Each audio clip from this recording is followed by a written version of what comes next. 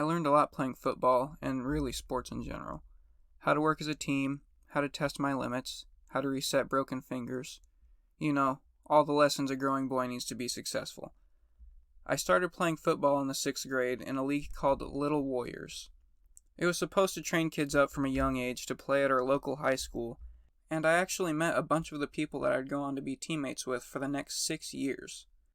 Well, mostly. One guy, who I'll call Fred, decided that he'd make it his life mission to make me miserable. We played the same position, and his dad was rich, so you can guess who got to play and who sat the bench. I'll admit he was good at the position, but he also didn't show up to practice half the time. Just like in every high school sports movie, I ended up overcoming my obstacles, scoring the winning touchdown, and rubbing it in Fred's face in my last game. Just kidding. I sat the bench and his parents bought him my dream car. But wouldn't that have been a better ending? I'll just let you believe whichever one you want. Not to sway you in either direction, but that first one did sound pretty cool, didn't it? That's only part of my football experience, though. I actually had a ton of fun. This one summer we went to a week-long football camp.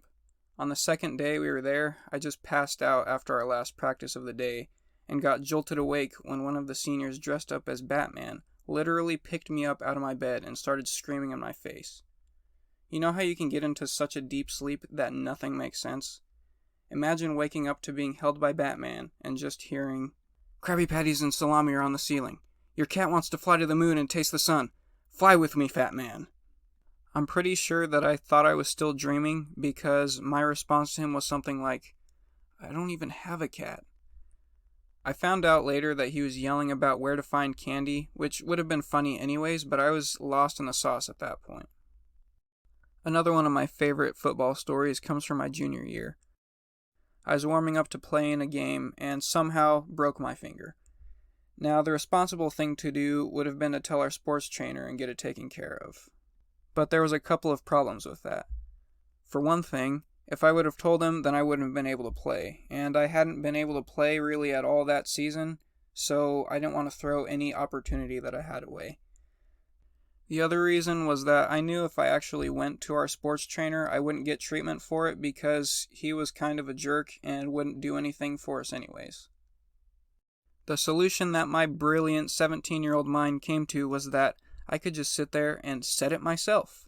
So that's exactly what I did. I sat there for 30 minutes, twisting on this broken finger, trying to get it to go straight, and finally it snapped back into place, and it was pretty much fine for the whole rest of the game. I ended up getting a couple plays, so that was pretty fun. The big drawback to doing this is that to this day that finger is still not completely straight, and I have a little bit of trouble bending it. So I guess I made the wrong decision, but in the moment I was pretty happy. My absolute favorite memory takes us all the way back to my days in Little Warriors, though. There was this one week when Fred just didn't show up to practice. I think it was because he was on a family camping trip, but this was our biggest week ever. We were playing our rivals. I just remember being super hyped because we were about to play this huge game and we were going to have all of our families there and we were all excited. So let me set the stage. Game time comes. We're all sitting there with our helmets and our orange slices, and we're just getting all psyched up, and Fred comes wandering onto the field, and we're like, "What are you doing here, Fred?"